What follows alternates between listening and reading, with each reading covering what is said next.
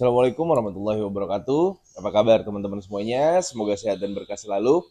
Pada kesempatan kali ini Berkamasteran Channel ingin membahas tentang burung murai batu lagi teman-teman.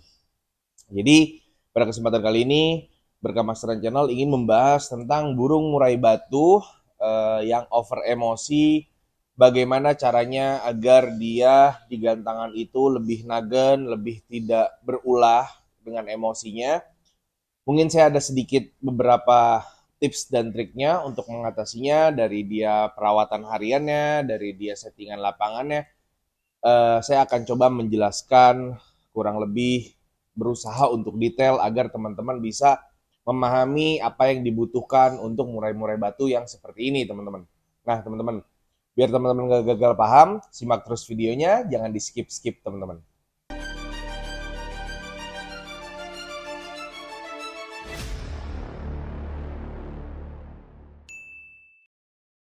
Oke, murai batu over emosi. Mungkin di beberapa video saya udah saya sempat bahas juga tentang burung murai batu yang over emosi. Bagaimana cara perawatan hariannya, settingan jangkriknya, pengembunannya, dan lain-lain, teman-teman. Namun di video kali ini kita coba lebih ke mendetail, dalam arti mendetail bukan ke perawatan intinya, yang dalam arti yang saya maksud adalah jangkriknya, pengembunan, mandi, umbar itu kan settingan inti ya teman-teman ya. Nah, kita coba ke settingan yang di luar dari settingan inti ini teman-teman. Jadi yang saya maksud seperti ini. Burung over emosi teman-teman, itu kan burung yang suhu badannya itu di atas rata-rata. Di atas rata-rata dalam arti suhu badannya panas teman-teman. Nah, kita sebagai perawat, bagaimana caranya untuk meredam suhu badan tersebut agar tidak terlalu panas, yang bertujuan untuk meredam emosinya, teman-teman. Banyak hal yang bisa dilakukan.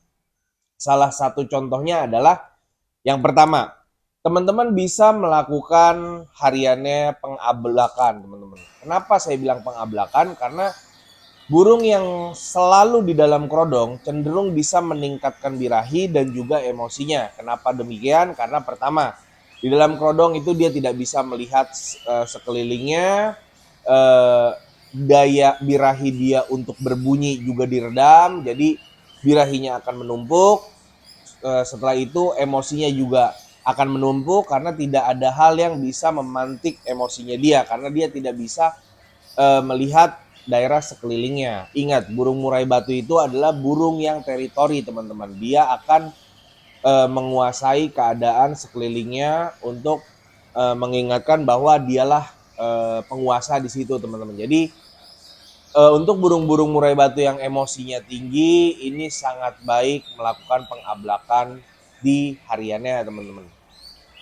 Pengablakannya setiap hari atau gimana bang? Nah, kalau saya teman-teman, untuk burung-burung yang seperti ini biasanya saya selang-seling, tergantung kondisinya. Kalau misalkan memang emosinya ini masih kuat banget, kita ablak aja dia udah cetrek-cetrek terus dia bongkar materi, biasanya saya seling-seling sehari. Jadi hari ini saya ablak, besok saya kerodong, besoknya lagi saya ablak lagi, besoknya saya kerodong lagi.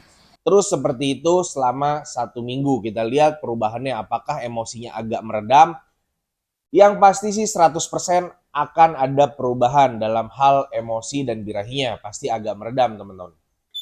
Nah, jadi kalau misalkan teman-teman burung murai batunya memang over emosinya belum terlalu sampai parah banget, maksudnya mungkin ngejar lawan nggak terlalu banyak, ngejar mungkin 3-4 kali itu masih belum terlalu banyak menurut saya. Itu bisa melakukannya 2 hari sekali, dalam arti 2 hari kerodong, 1 harinya diablak, 2 hari kerodong, 1 harinya diablak. Karena ini sudah saya terapkan berpuluh-puluh burung yang pernah saya pegang di rumah. Alhamdulillah memang efeknya sangat menjanjikan. Jadi pengablakan ini penting untuk burung-burung murai yang over emosi. Selanjutnya, poin kedua, burung-burung yang over emosi, teman-teman, misalkan jangkriknya sudah ditambahkan, masih juga nih kita lihat mainnya masih agak nampar gitu, walaupun memang banyak garis yang harus ditarik dulu ya teman-teman. Pemandiannya sudah bener kah, pengembunannya sudah berjalan kah gitu. Jadi sebelum kita otak-atik extra fooding, memang alangkah baiknya kita harus flashback bagaimana settingan kita, entah pemandiannya, entah pengembunannya, entah pengumbarannya, karena itu semua jadi satu kesatuan teman-teman. Nah, terlepas dari itu yang tadi saya bahas, saya nggak mau bahas masalah intinya dulu. Saya mau bahas tentang tambahannya dulu. Jadi yang pertama itu pengablakan, yang kedua ini tambahan extra fooding. Ada memang beberapa burung yang kena kroto malah makin emosi. Nah, ini tugas teman-teman untuk cari tahu apakah burung tersebut kena kroto malah makin emosi atau malah adem dan birahinya naik.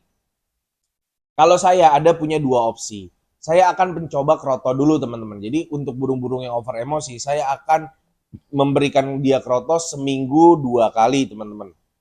Nah, kalau misalkan kita lihat efeknya diberikan kroto, dia malah makin gacor, bukan makin gacor, sorry, makin sering nembak, makin sering waspada, ablak dikit waspada. Nah, jangan dipakai lagi teman-teman. Berarti tipe burung teman-teman mudah naik birahi, mudah juga naik emosinya dengan kroto. Jadi di stop krotonya. Tapi kalau misalkan memang hariannya malah cenderung lebih gacor sedikit tapi banyak ngukluknya, sesekali bongkar, berarti kan birahinya sudah naik, emosinya sudah keredam teman-teman. Jadi di burung-burung yang seperti itu cocok diberikan kroto seminggu 2 kali.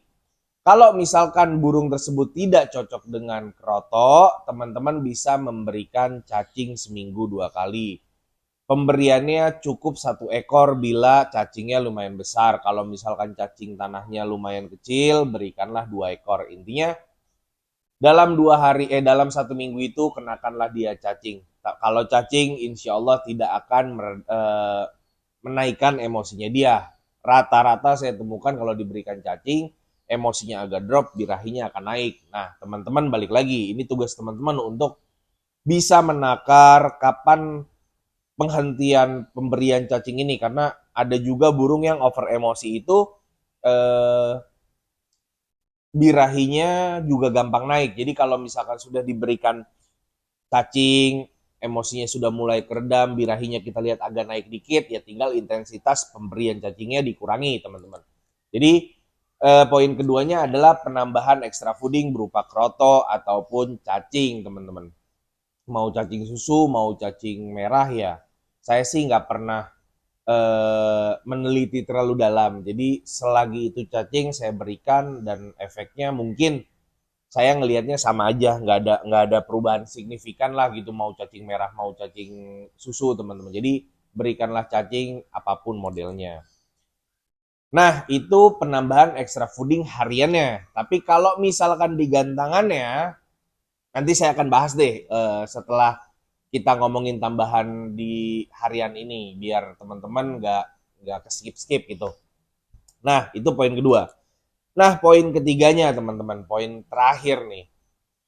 Teman-teman bisa mendekatkan dia dengan burung kecil. Contohnya burung konin, burung sogon, pleci, pokoknya burung-burung kecil yang banyak ulahnya lah, dalam arti sering nabrak, sering loncat-loncat segala macam. Ini lumayan efektif. Saya pernah menemukan settingan seperti ini ke satu burung saya. Waktu itu burung blorok, blorok yang kayak panda, yang kayak supak lah, yang udah alhamdulillah udah laku. Itu ketemu nagennya, itu saya ablak, saya dekatkan dengan burung konin saya. Nah, di situ saya berpikir teman-teman, apakah burung-burung seperti ini sebenarnya itu nabrak bukan karena emosi aja, bisa juga karena dia keseringan di kerodong, akhirnya dia mungkin bete, bad mood. Jadi sekalinya dia diablak untuk digantangkan, bawaannya pengen keluar-keluar. Jadi mungkin dengan cara dia didekatkan dengan burung-burung kecil, dia melihat burung-burung kecil yang memang sudah belingsatan di dalam kandang, akhirnya dia mungkin udah enek juga untuk belingsatan. Saya juga nggak tahu apakah cara ini ada rumusnya atau enggak, atau memang benar atau enggak. Cuma saya mengalami sendiri. Dan itu kejadian dan akhirnya burungnya nagen dan sold teman-teman. Itu dengan cara saya ablak yang tadi saya bilang di poin pertama, ablak sehari besok di kerodong, ablak sehari besok di kerodong. Tapi setelah di kerodong, di ablaknya itu disebelahkan dengan konin. Itu dalam waktu nggak nyampe 2 minggu teman-teman saya tes lagi, tiba-tiba itu burung bisa nagen. Yang sebelumnya udah pakai settingan di ablak kerodong juga masih ada nagen, masih ada meletiknya ya teman-teman, walaupun memang berkurang intensitasnya.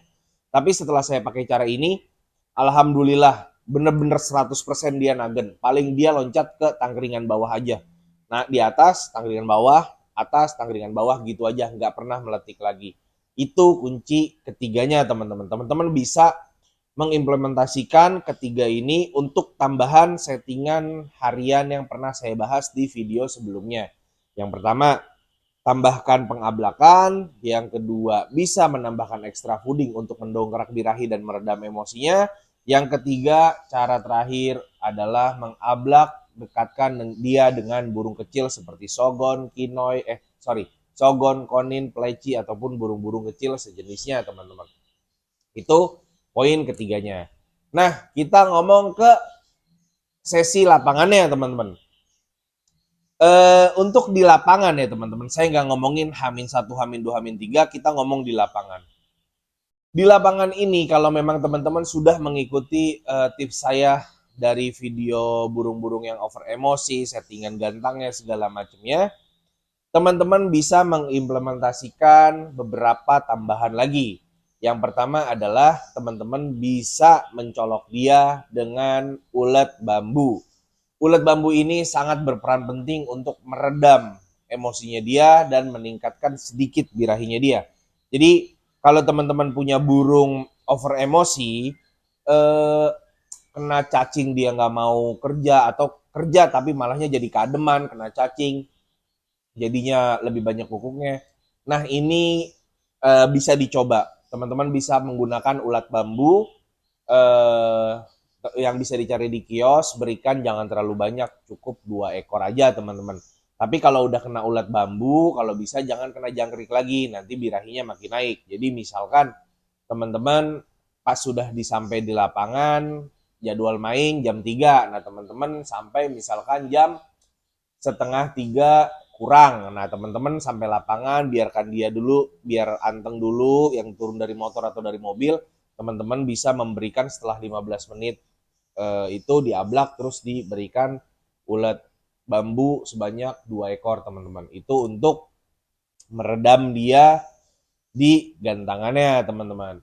Teman-teman jangan sekali-sekali memberikan ulet bambu itu mepet dengan saat dia ngegantang. Saya pastikan burung teman-teman akan sering eh, bukan matukin paruh apa, kayak iniin paruh ke tangkringan teman-teman, kayak ngebersihin paruh ke tangkringan karena ulet bambu lumayan besar dan dia juga kandungan airnya banyak, jadi terkadang mungkin si burung murai ini merasa ada sisa cairan di paruhnya yang harus dibersihkan. Jadi kalau bisa teman-teman bisa memberikan ulat bambu ini setengah jam sebelum dia naik teman-teman.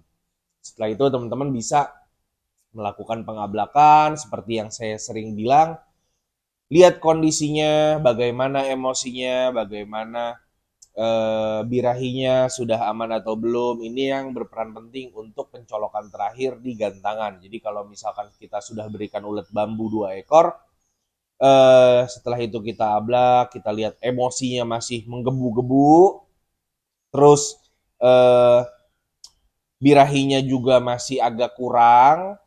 Nah, teman-teman bisa menambahkan jangkrik, tapi ini jarang terjadi. Biasanya kalau udah kena ulat bambu, udah sangat jarang sih burung itu masih kondisi emosi. Cuma ini adalah opsi kalau misalkan memang udah diberikan ulat bambu setengah jam, terus kita lihat di lapangan dia masih emosinya itu berlebih, ini opsi paling terakhir teman-teman bisa memberikan jangkrik sebanyak 1 atau 2 ekor. Tidak boleh lebih. Kalau misalkan teman-teman nggak mau memberikan jangkrik, takut dia birahinya makin naik, nanti yang terjadi adalah di atas ngukuk aja. teman-teman bisa melakukan opsi kedua. Opsi keduanya adalah mandikan dia dengan semprotan halus. Jadi tapi kalau bisa jangan terlalu mepet ya. Misalkan main jam 3 ya, sebisa mungkin teman-teman melakukan penyemprotan ini 15 menit sebelum dia naik. Jadi teman-teman bisa semprot dia dengan semprot embun di bagian kepalanya. Cukup 3 kali semprotan atau 2 kali semprotan. Tujuannya hanya untuk meredam suhu badannya. Setelah badannya, teman-teman bisa melakukan penyemprotan di tangkringannya. Penyemprotan di tangkringan ini juga sangat berpengaruh untuk melakukan pendinginan ke badannya karena tangkringan itu langsung nyangkut ke kakinya, menyentuh kontak dengan kulit. Nah, saya tidak pernah melakukan pembasahan karpet karena menurut saya itu tidak terlalu berpengaruh banyak. Yang saya sering lakukan adalah menyemprotkan kepada bagian kepala burung murai batu tersebut ataupun ke tangkringan. Itu opsi kedua, teman-teman. Insya Allah burung teman-teman bisa lumayan nagen. Kalau masalah materi, itu teman-teman nanti bisa disesuaikan di sesi keduanya. Apakah memang dia jadi agak kurang nih bongkar materinya karena mungkin kita settingannya terlalu adem. Nah, sesi keduanya teman-teman bisa mengakali dengan colok satu aja ulat Hongkong untuk memantik sedikit emosinya dia lagi, teman-teman. Tapi jangan dicolok jangkrik lagi karena memang yang dari atas itu kita turunkan dia sudah lumayan birahi, yang mencerminkan adalah dia sering ngupluk ketimbang bongkar materinya. Nah, pas saat sesi keduanya turun, teman-teman bisa memberikan ulat Hongkong hanya 1 ekor gitu, teman-teman. Mungkin ini tips tambahan untuk perawatan murai batu yang over emosi di rumah. Ini tambahan dari settingan harian yang pernah saya bahas, teman-teman. Begitu, mungkin cukup sekian dari saya berkamasran. Jika teman-teman ada pertanyaan, teman-teman bisa tanyakan langsung di kolom komentar. Jika saya ada waktu, saya akan membalas chat atau komentar teman-teman satu persatu. Mungkin cukup sekian dari saya. Assalamualaikum warahmatullahi wabarakatuh.